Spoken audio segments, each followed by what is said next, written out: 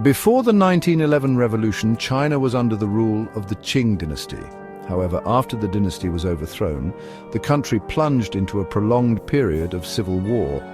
During this chaotic era, various warlords, each controlling small independent territories, fought for dominance.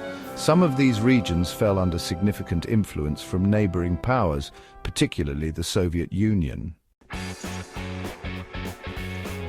One notable example is Mongolia, which effectively came under Moscow's supervision and was not reincorporated into China even after the Communist Party, led by Mao Zedong, emerged victorious in the Chinese Civil War in 1949.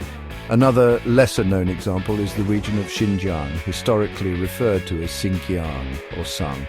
This region also gained de facto independence from China for a time, but later fell under Soviet control.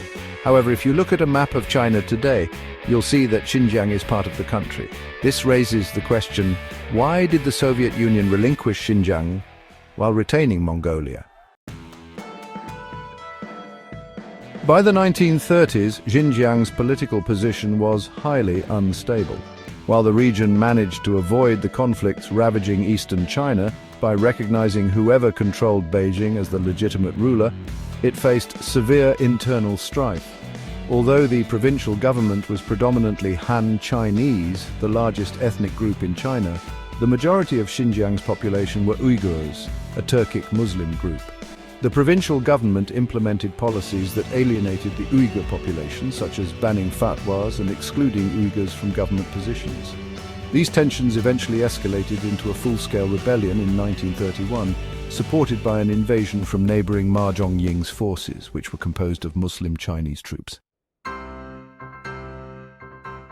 Facing imminent collapse, Xinjiang's governor, Sheng Shichai, sought assistance from the Soviet Union. The USSR, concerned about the potential spillover of Turkic Muslim unrest into its own territories, was eager to intervene. With Soviet support, Sheng managed to suppress the rebellion and secure his position. However, this victory came at a cost. Xinjiang became a Soviet puppet state. Soviet troops were stationed in the region, the Russian language gained prominence, land was redistributed, and a secret police force modeled after the Soviet NKVD was established. This period of Soviet dominance was short-lived. In 1941, following Germany's invasion of the Soviet Union, Sheng saw an opportunity to reassert control. He expelled Soviet representatives and purged communists from his administration, effectively declaring Xinjiang's independence once more. In response, the Soviets began funding the very Muslim rebels they had previously helped defeat. These rebels gained some ground, and in 1944 they declared the establishment of the East Turkistan Republic in the region known as the Three Districts. However, this new republic was also under Moscow's influence. At this point, it seemed logical that the Soviet Union would seek to retain control of at least part of Xinjiang, as it had with Mongolia. However, the geopolitical situation grew increasingly complex. As the East Turkistan Republic and the rest of Xinjiang, now controlled by Chiang Kai-shek's Chinese nationalists, were locked in conflict, Mao Zedong's People's Liberation Army, PLA, advanced steadily toward the region.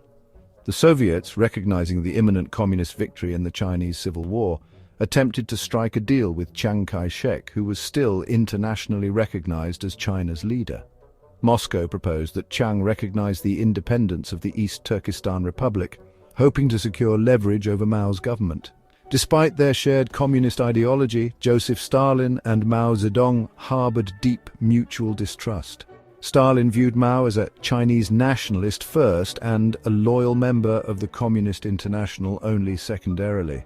The Soviets sought to use the East Turkistan Republic as a buffer, mirroring their strategy with Mongolia. However, unlike in the case of Mongolia, the negotiations over Xinjiang broke down. The Soviets demanded significant economic privileges in addition to the recognition of the East Turkistan Republic. But the Chinese nationalists, despite their precarious position, refused to concede. When Mao's PLA eventually reached the borders of the East Turkistan Republic, the conflict came to a peaceful conclusion. The republic was annexed, and its soldiers were celebrated as heroes for their resistance against the nationalists. Unlike Mongolia, Xinjiang was reincorporated into China, ending its brief period of independence under Soviet influence.